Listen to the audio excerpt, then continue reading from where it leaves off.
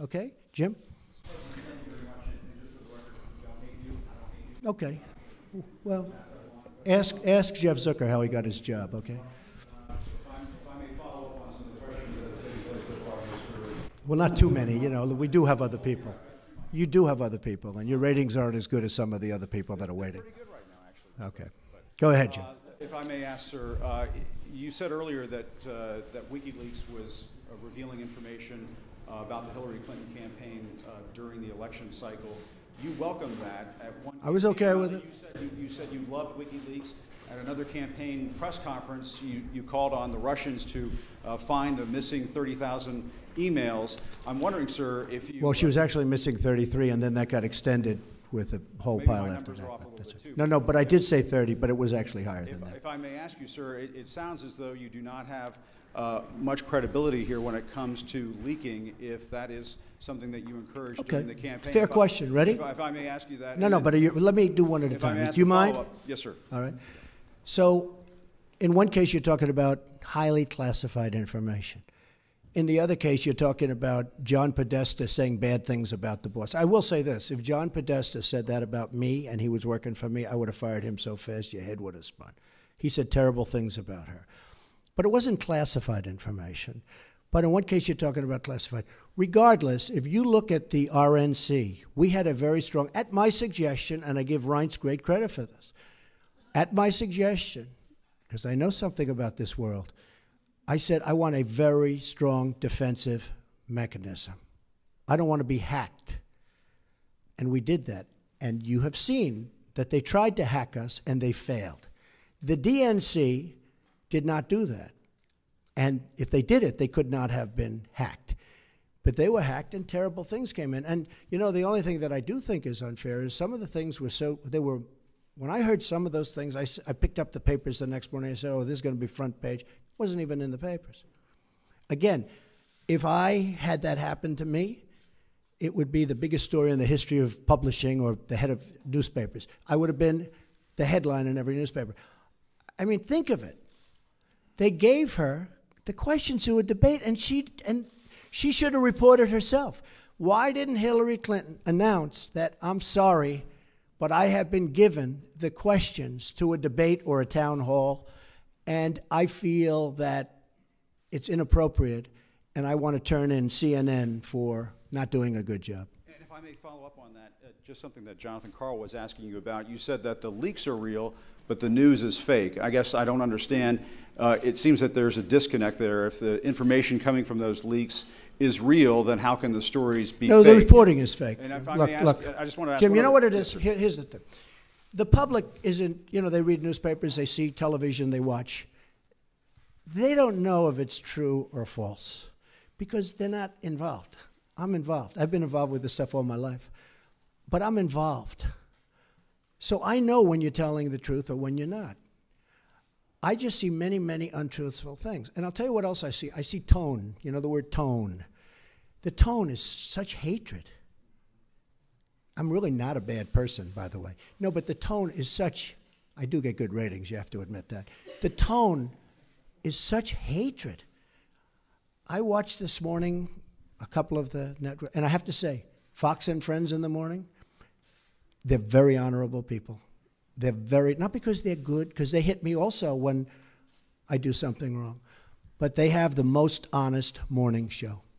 That's all I can say. It's the most honest. But the tone, Jim, if you look, the hatred, I mean, sometimes somebody gets, well, you look at your show that goes on at 10 o'clock in the evening. You just take a look at that show. That is a constant hit. The panel is almost always exclusive anti-Trump. The good news is he doesn't have good ratings. But the panel is almost exclusive anti-Trump. And the hatred and venom coming from his mouth, the hatred coming from other people on your network. Now, I will say this. I watch it. I see it. I'm amazed by it. And I just think you'd be a lot better off. I honestly do. The public gets it, you know. Look, when I go to rallies, they turn around, they start screaming at CNN. They want to throw their placards at CNN, you know. I think you would do much better by being different. But you just take a look. Take a look at some of your shows in the morning and the evening. if a guest comes out and says something positive about me, it's brutal. Now, they'll take this news conference. I'm actually having a very good time, okay? But they'll take this news conference. Don't forget, that's the way I won. Remember, I used to give you a news conference every time I made a speech, which was like every day. Okay? No, that's how I won. I won with news conference and probably speeches. I certainly didn't win by people listening to you people, that's for sure. But I'm having a good time. Tomorrow they will say, Donald Trump rants and raves at the press. I'm not ranting and raving. I'm just telling you, you're dishonest people. But I'm not ranting and raving. I love this. I'm having a good time doing it. But tomorrow the headlines are going to be, Donald Trump rants and raves. I'm not ranting and raving. Go ahead. I may just one more follow-up. Should I let him have a little bit more? What do you think, Peter? Yes? Peter, should I let him have a little bit more? Sit down. Sit down. We'll get it. Just because of the attack of fake news and attacking our network, I just want to ask you, sir. I'm changing it from fake news, though. Doesn't that undermine? Very fake news. I know, but aren't you?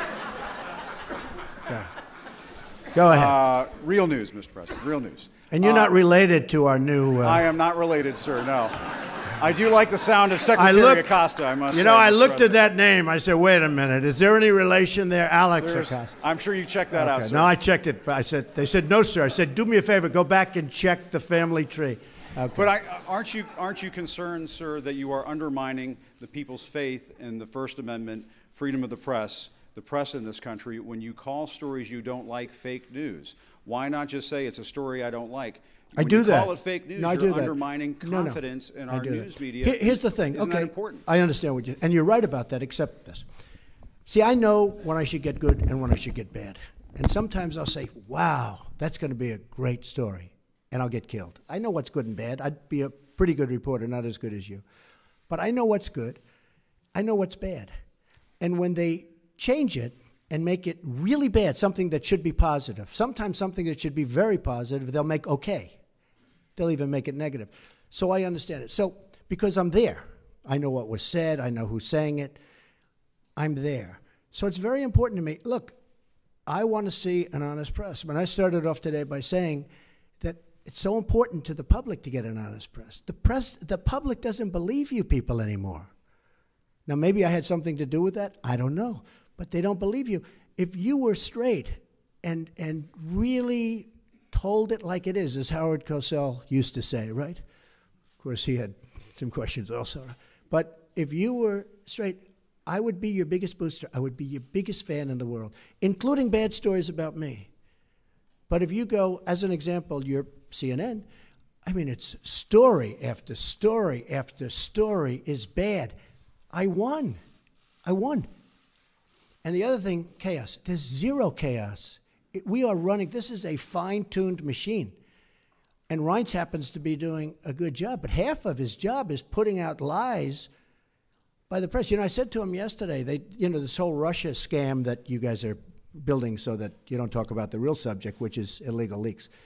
But I watched him yesterday working so hard to try and get that story proper. And I'm saying, here's my chief of staff, a really good guy, did a phenomenal job at RNC. I mean, he won the election, right? Won the presidency.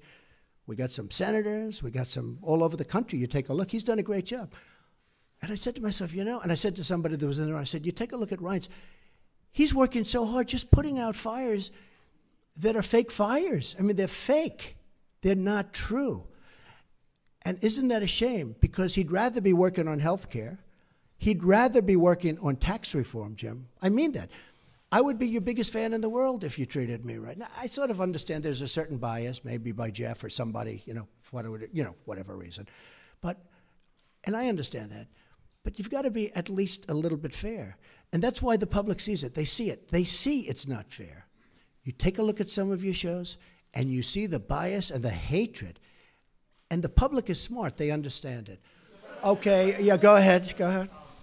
We have no doubt that you believe this story is fake news, but for those who believe that there is something to it, is there anything that you have learned over these last few weeks that you might be able to reveal that might ease their concerns that this isn't fake news? And secondly, I think they don't believe it. I don't think the public believes it. That's why the Rasmussen poll just has me through the roof. I don't think they believe it. Well, I guess one of the reasons I'm here today is to tell you the whole Russian thing, that's a ruse. That's a ruse. And by the way, it would be great if we could get along with Russia, just so you understand that.